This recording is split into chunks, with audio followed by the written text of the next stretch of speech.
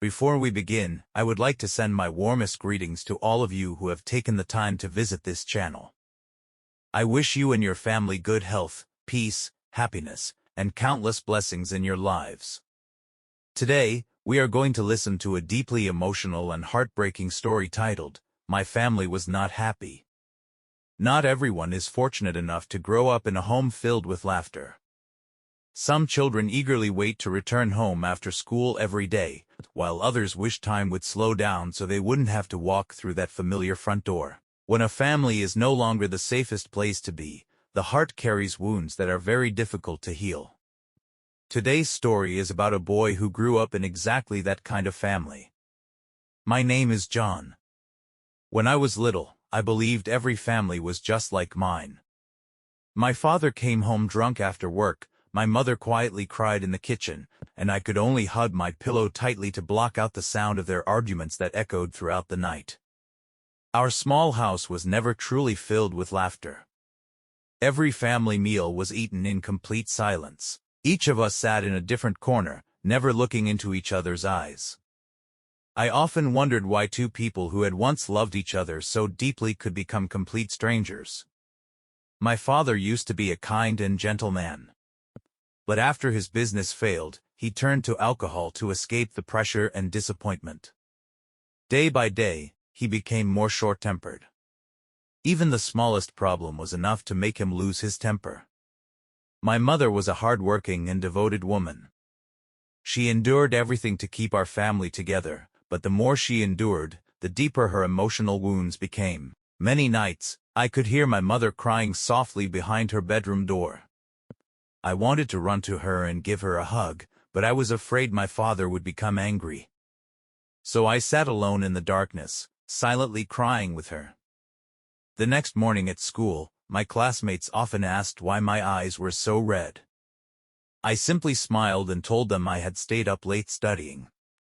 No one knew that for many years, I had never experienced a truly peaceful night's sleep. The most painful part of my childhood was not poverty. It was the absence of love in our home.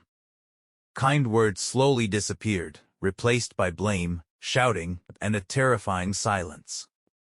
One day, my teacher asked everyone in class to write an essay about their happy family. My classmates wrote about family vacations, joyful dinners, and warm hugs from their parents. I stared at my blank paper for a very long time because I didn't know what to write.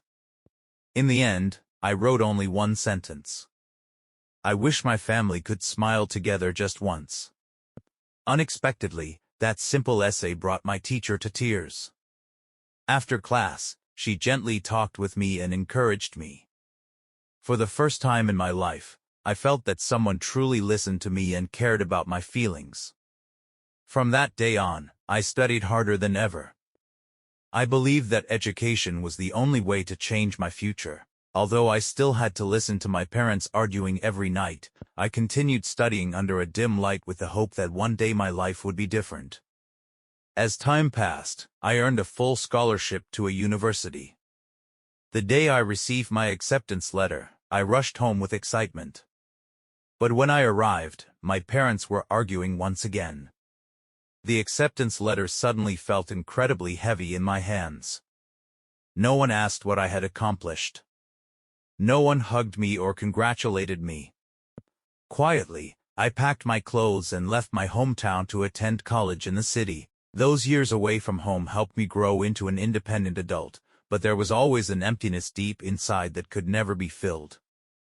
Many years later, I found a stable job. I was finally able to send money home to help my mother. Unfortunately, my father had not changed. He was still trapped in alcohol and despair. Then one day, I received a phone call from one of our neighbors. My father had suffered a stroke and was being rushed to the hospital. Without hesitation, I dropped everything and hurried back home.